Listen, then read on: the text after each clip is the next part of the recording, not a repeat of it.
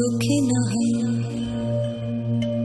सर्वे सन्तु निरामयाः।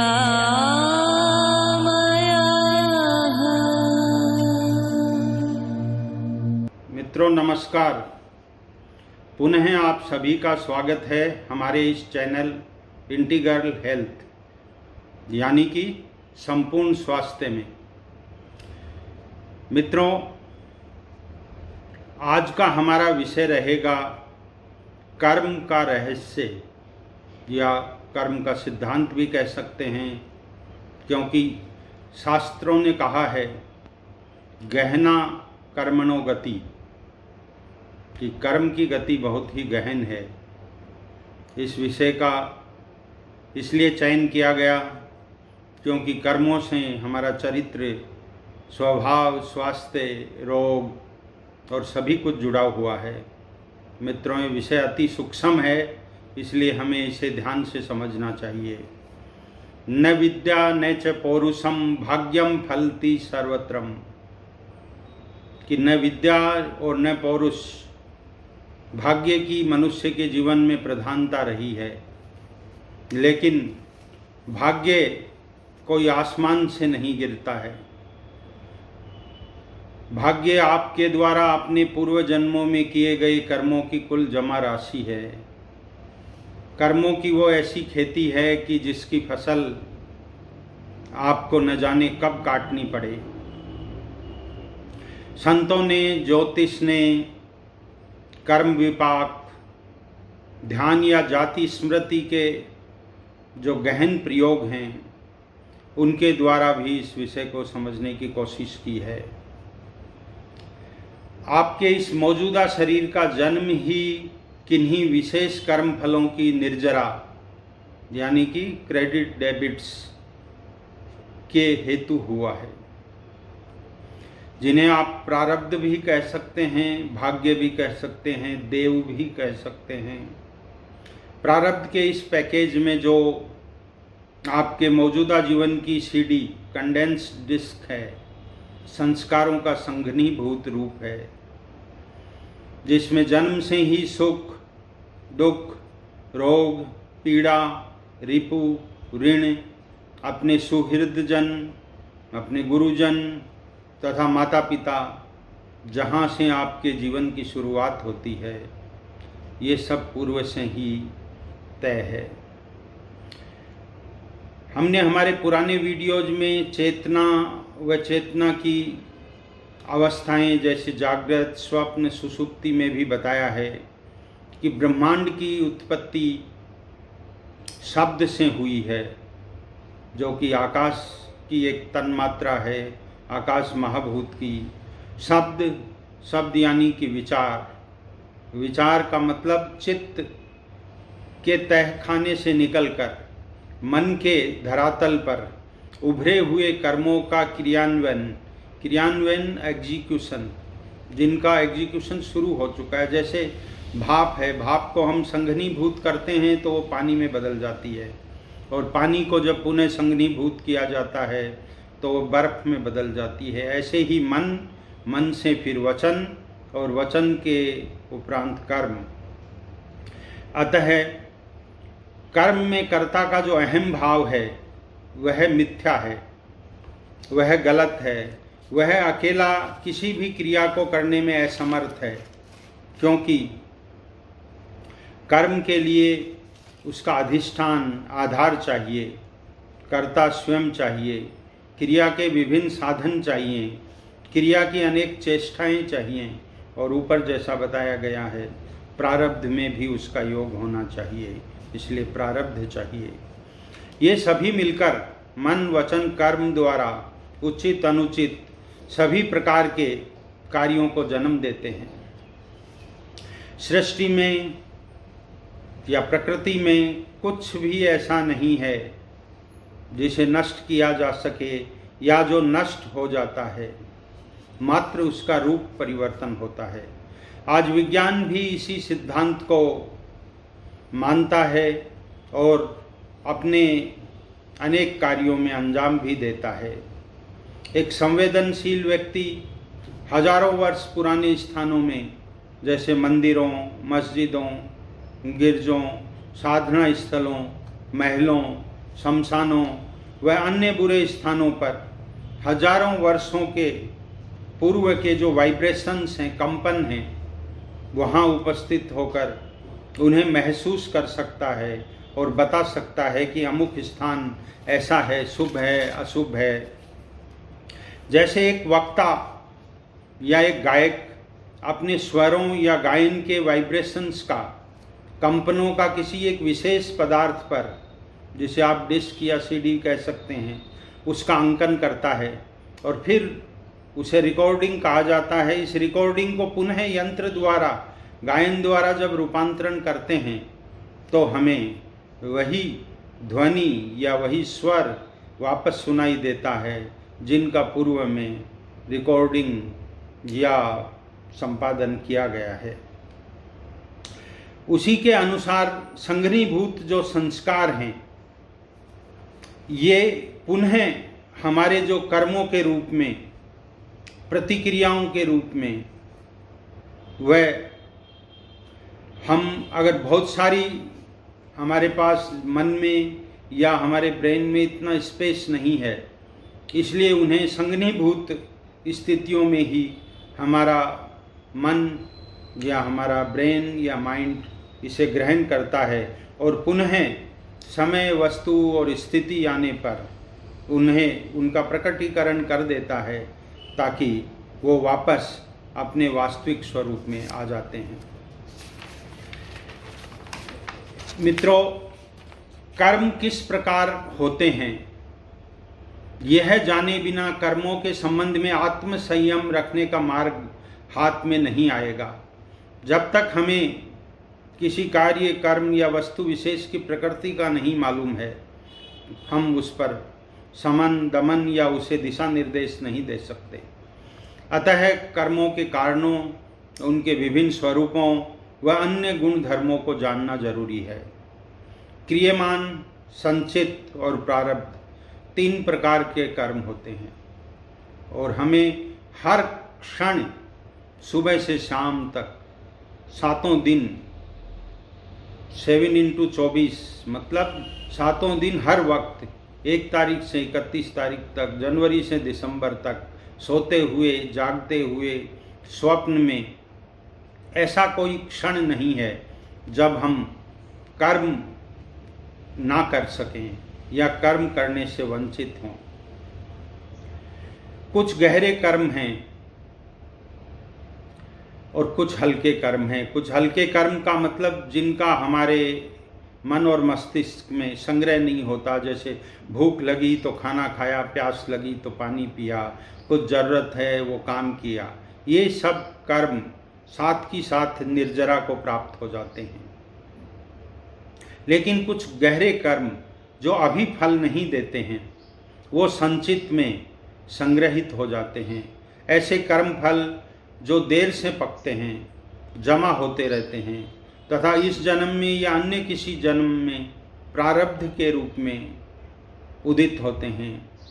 प्रारब्ध भोग हेतु वह विशेष देह हमें उस जन्म में मिलती है और उस शरीर काल में, उस बॉडी का जो टाइम ड्यूरेशन है, उसके दरमियान उस प्रारब्ध कर्म को भोगने के पश्चात वह देह गिर जाती है, उसका कार्यकाल समाप्त हो जाता है। प्रारब्ध पूरा भोगे बिना देह का छुटकारा किसी भी स्थिति में संभव नहीं है। कौन से कर्म संचित कर्म होते हैं, वह किन कर्मों की साथ के साथ निवृत्ति हो जाने से श्रेष्ठ कर्म कहलाते हैं, आइए समझते हैं। नंबर 1, जिसको हम कहेंगे कि कर्म, जिनको प्रिस्क्राइब्ड एक्शन भी कहा जा सकता है, शास्त्र सम्मत विधि से किसी विशेष फल को प्राप्त करने के लिए लाभ हेतु, शुभ कार्य या मान सम्मान और प्रतिष्ठा हेतु किया जाता है। ऐसे कार्यों को हम एक्शन या प्रिस्क्राइब्ड कर्म की श्रेणी में रख सकते हैं। इसी के साथ साथ एक प्रतिक्रिया भी होती है जिसे रिएक्शन कहते हैं। ये किसी कर्म विशेष के प्रतिकूल या कर्म विशेष के रेस्पॉन्स में या उसकी प्रतिक्रिया स्वरूप में होती है। एक किसी व्यक्ति, घटना व क्रिया विशेष की प्रतिक्रिया के रूप में हम इसे ले सकते हैं। दूसरी स्थिति है विकर्म, जिसे प्रोहिबिटेड एक्शन, जिसे निषिद्ध क्रम भी, निषिद्ध कार्य या निषिद्ध कर्म भी कहा जा सकता है। मन, वचन और शरीर द्वारा की जाने वाली हिंसा, चोरी, असत्य भाषण और इसी श्रेणी में इस तरह के कुछ कार्य जिनसे किसी व्यक्ति विशेष को मानसिक या शारीरिक आघात पहुँचे, इस तरह के जो कर्म हैं उनको हम विकर्म या प्रोहिबिटेड एक्शन की श्रेणी में रख सकते हैं। इनसे भी उत्तम कोटि के कर्म हैं वो, जिन्हें हम इनएक्शन कहते हैं, जिसे अकर्म की संज्ञा दी गई है। यह कर्म भी हैं, लेकिन इनमें डूअरशिप, कर्तापन का अभाव होता है। इसमें ये नहीं होता है, अभिमान नहीं होता है। अभिमान के बिना किए गए कर्म, राग द्वेष के बिना प्रेरित हुए कर्म, निष्काम भाव से किए गए कर्म, समष्टि के कल्याण हेतु किए गए कर्म, मानव कल्याण हेतु किए गए कर्म, भगवत आराधना या भगवत अर्पण कुछ कर्म, इस तरह के कर्मों को अकर्म या इनएक्शन की कैटेगरी में रखा जाता है। अर्जुन ने अपने दादा भीष्म व अन्य योद्धाओं की युद्ध में हत्या की, लेकिन यह सब गीता के उपदेश सुनने के पश्चात अर्जुन ने अकर्म भाव से किया। श्री कृष्ण ने अपनी हथियार ना उठाने की प्रतिज्ञा को भंग करते हुए युद्ध में रथ चक्र पकड़कर भीष्म जैसे प्रतिज्ञावान को मारने के लिए दौड़ते हैं। ये भी इतिहास है, लेकिन इसमें वो किसी का क्षय नहीं करते हैं, इसलिए, और डूअरशिप नहीं है, इसमें कर्ता भाव नहीं है, इसलिए ये भी अकर्म की स्थिति में है। संसार में हमें रोजमर्रा के जीवन में देखने को मिलता है कि एक अधर्मी व्यक्ति, निम्न स्तर का नकारा व्यक्ति किसी पद और प्रतिष्ठा को भोग रहा है। दुष्टों व अकर्मण्यों के घर में धन का संचय हो रहा है। वह पुण्य आत्मा सज्जन रोग, रिपु व ऋण से संत्रस्त व पीड़ित हैं। क्यों? समझते हैं। सृष्टि में एक पत्ता भी नियम के विरुद्ध नहीं हिलता, फिर ये कर्म का रहस्य क्या है? ये असंगति क्यों है? हानि लाभ, जीवन मरण, यश अपयश, विधिहात। रामचरितमानस में तुलसीदास जी कहते हैं कि ये जो 6 विभाग हैं ये आपके प्रारब्ध हेतु हैं। उपरोक्त जो 6 बातें हैं ये प्रारब्ध के परिणाम स्वरूप हैं, ना कि वर्तमान जो क्रिया या कर्म या कार्य जो किया गया है उसके कारण ये स्वरूप प्रकट हुआ है, ये परिणाम प्राप्त हुआ है। यहाँ साधारण बुद्धि तो गच्चा खा जाती है। यदि कर्ता अनंत जन्मों के जो अपने पुण्य कर्म हैं जिनका बैंक बैलेंस है, ऐसा अधर्मी व्यक्ति शायद उस वक्त उन कर्मों के फलों का उपभोग कर रहा है और उसके परिणाम में अहम भाव और स्वयं को लिप्त नहीं कर रहा हो। हमें दूर से देखने से कई तरह की भ्रांतियां हो सकती हैं। जिसमें कृतत्व अभिमान नहीं है, जिसकी बुद्धि परिणाम से लिप्त नहीं है, उसे तीनों लोकों में जो भी कोई अपराध किया है वह अपराध क्षम्य है। उस अपराध में वो भागीदार नहीं बनेगा, क्योंकि वहाँ डूअरशिप का अभाव है।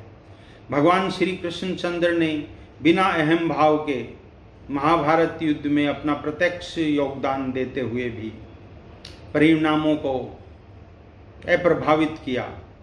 और अर्जुन के माध्यम से गीता का उपदेश सभी प्राणी जगत को कर्म ही तेरा अधिकार है, फल या अहम भाव तेरे द्वारा संचालित नहीं है।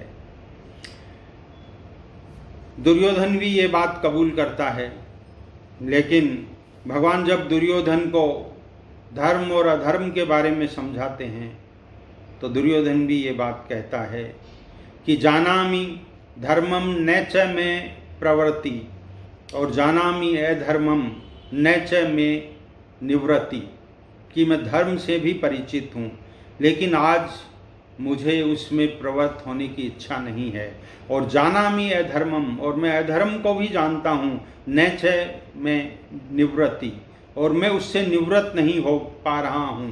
केनापि देवेन हृदय स्थितेन यथा नियुक्तोस्मि तथा करोमि, कि मेरे हृदय में एक कोई ऐसी लालसा या कोई ऐसी दैवीय शक्ति स्थापित है जो मुझे जैसा निर्देश दे रही है, मैं उसी के तद्रूप ये कार्य कर रहा हूँ, इसलिए आप मुझे उपदेश मत दीजिए।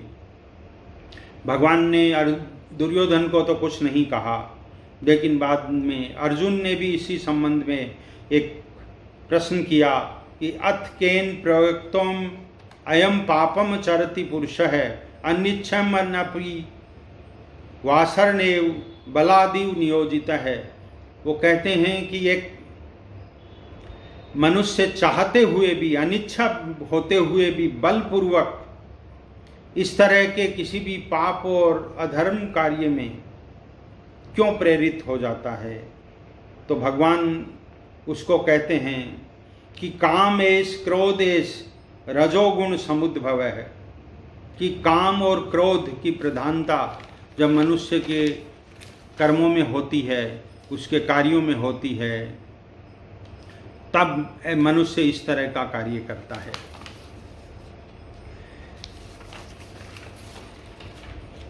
मित्रों, हम आगे समझते हैं कि खुद का नुकसान करके या कई बार किसी विशेष घटना या दुर्घटना का जो तीव्र प्रतिकर्म, जिसको हम रिएक्शन बोलेंगे, वो इस तरह की कुछ घटनाएं हमारे जीवन में होती हैं, उनका चित्त के ऊपर जो स्थायी अंकन हो जाता है, वो जीवों के हजारों प्रारब्धों का निर्माण करता है।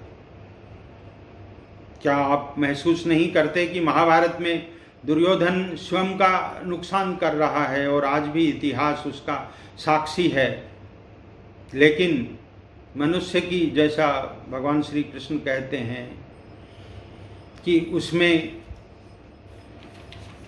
रजोगुण जब प्रबल होता है, कामेश क्रोधेश रजोगुण समुद्भव है, प्रकृति का यह अंकन कर्म बड़ा अद्भुत है। आपके चित्त पर पड़ा एक संस्कार जो है, वो जन्म जन्मांतरों में प्रकट होने पर ही उसकी निर्जरा होती है। ऐसे संस्कारों को अवरुद्ध किया जाए या दबाया जाए तो मनुष्य कई मानसिक रोगों का शिकार हो जाता है, तो और कई मानसिक रोग जन्म ले लेते हैं, जिन्हें कालांतर में दूर करना काफ़ी मुश्किल होता है। मगर कर्म के क्रियान्वयन जब उसका एग्जीक्यूशन होता है, उस वक्त अगर आप वहाँ से डूअरशिप हटा लेते हैं, अहंकार विहीन होकर उन संस्कारों को आप देखते हैं, तो उन संस्कारों की पुनरावृत्ति नहीं होगी।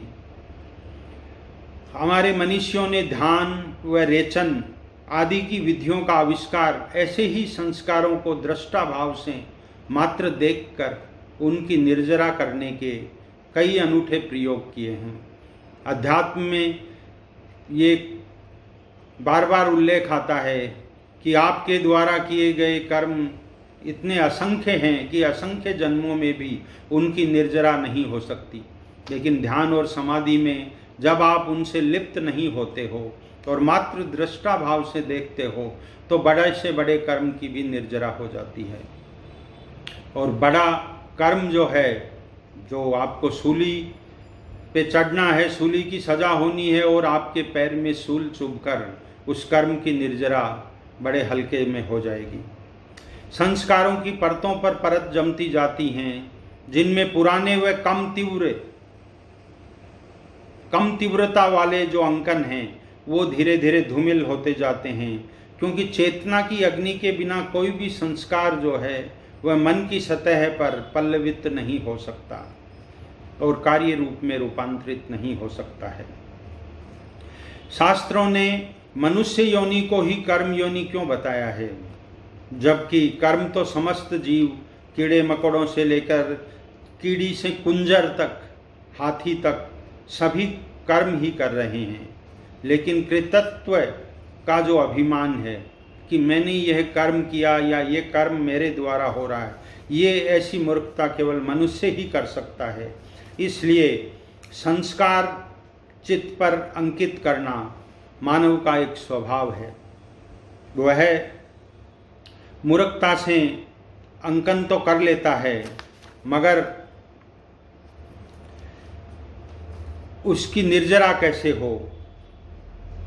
संतों ने, ज्ञानियों ने बताया है कि ज्ञानाग्नि जैसे होती है, आप किसी भी बीज को अंकुरित करेंगे, स्प्राउट करेंगे, तो वह अगर पूर्व से भुना हुआ है, सिका हुआ है, तो ज्ञान की अग्नि के द्वारा आपने बीज को भून दिया है, तो उसमें से दोबारा कभी अंकुर नहीं निकलेगा। जिस तरह से एक रस्सी है, आपने उसको जला दिया, उसकी शक्ल, सूरत और शेप और साइज सब कुछ वैसी ही है, रस्सी के बल दिखाई दे रहे हैं, लेकिन इसको आप बांधने में उपयोग नहीं कर सकते, ये अब बांधने योग्य नहीं है। इसी तरह संतों ने कर्मों की निर्जरा की है।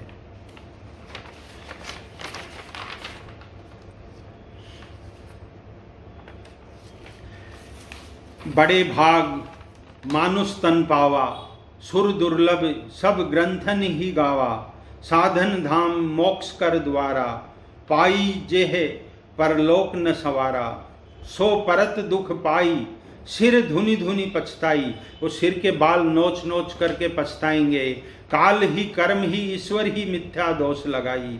लेकिन कभी काल को दोष देंगे, कभी कर्म को दोष देंगे, कभी ईश्वर को दोष देंगे, लेकिन अपने कर्मों में सुधार करना उनका अपना स्वभाव नहीं है। इसलिए उन्हें बार बार लौटना पड़ेगा और अपने कर्मों की निर्जरा करनी पड़ेगी। मित्रों, ये विषय नितांत लंबा है, इसलिए इस पे आगे 1 या 2 वीडियो और बनेंगे, वो आपके लिए पुनः पेश होंगे। तब तक के लिए आपसे आज्ञा चाहते हैं। ओम शांति शांति शांति।